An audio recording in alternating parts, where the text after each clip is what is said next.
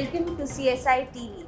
I am Dr. Nanit Suarez, Medical Advisor from MCure Pharmaceutical Limited, here at Chennai Trade Center for CSI Conference 2022. It is my immense honor and privilege to welcome Dr. A. George Koshy sir, who is the Senior Interventional Cardiologist, Cosmopolitan Hospital, Trivandrum. Welcome sir. So just finished a session on valvular heart disease and microvascular dysfunction. Sir, could you please summarize your session for the audience? Valvular heart disease is very common in the Indian context.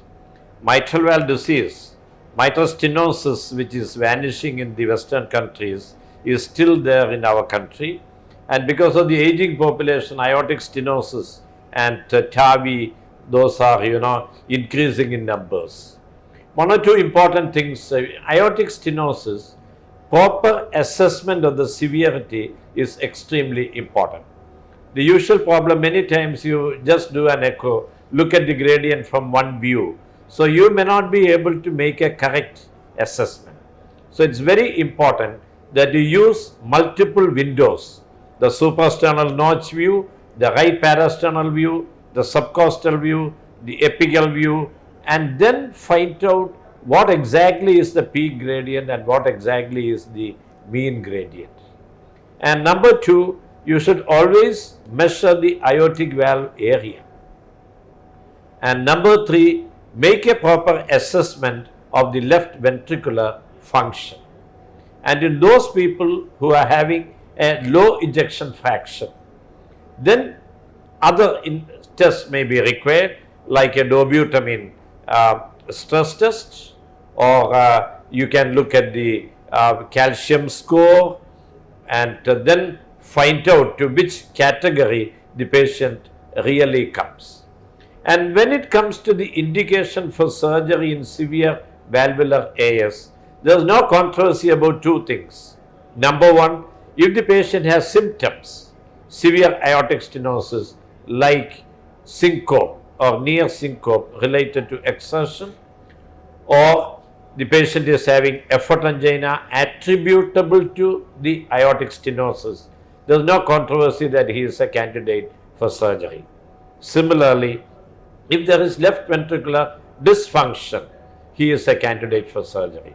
But the challenge is detecting left ventricular dysfunction early. Now, one or two emerging things. One, the strain rate imaging. You can look at the tissue Doppler, and it is far more sensitive than the left ventricular ejection fraction. And the fall in GLS, the global longitudinal strain, many times happen much earlier than the fall in the left ventricular ejection fraction.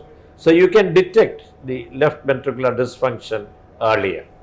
Second important point, you can look at the biomarkers, the NT-proBNP.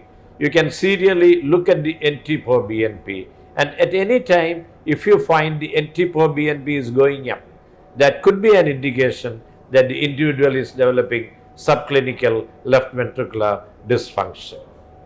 And the role of exercise testing, especially in the pediatric age group, it could be good to bring out the symptoms. This is especially important in the elderly population, in whom it is extremely difficult to assess the effort tolerance, because many of those people will be hardly walking or having any sort of exertion. So you may think the individual is really asymptomatic, but in reality they may not be asymptomatic. So unless you very critically look at the left ventricular function, including a proper echocardiography, look at the global longitudinal strain, then you may not diagnose this sufficiently early, and you may be exposing the patient to the risk of sudden cardiac death. That is one thing which came in the discussion. Another point was a proper assessment of the severity of mitral stenosis. Sometimes you get a discordance between the gradient and the measured mitral valve area. This is because of the problem with the subvalvular pathology. The 3D echo is useful in better defining the anatomical abnormality. It may better correlate with the gradient which you are detecting by your Doppler. So all these should be combined before you take a decision. One critical point is sometimes you come across mitral stenosis patient with comparatively low gradient, but your measured mitral valve area may be less than 1 square centimeter. Some of those people are having atrial fibrillation. What is the best option for them? Okay, they may be candidate for surgery, but many of them do not do very well. They do not develop good symptomatic improvement following surgery. So careful clinical assessment and integration of your echo Doppler findings are very vital. Those are some of the things which emerged in the session in the morning. So there you have it. Sir just summarized on valvular heart disease and stressed on the fact that proper assessment for aortic stenosis and mitral stenosis is important, and he also highlighted that LV assessment is important for valvular heart disease. So with that, I would like to thank Dr. George Koshy sir for giving us this valuable time, and have a good day, sir. Thank you. Thank you. Thank you.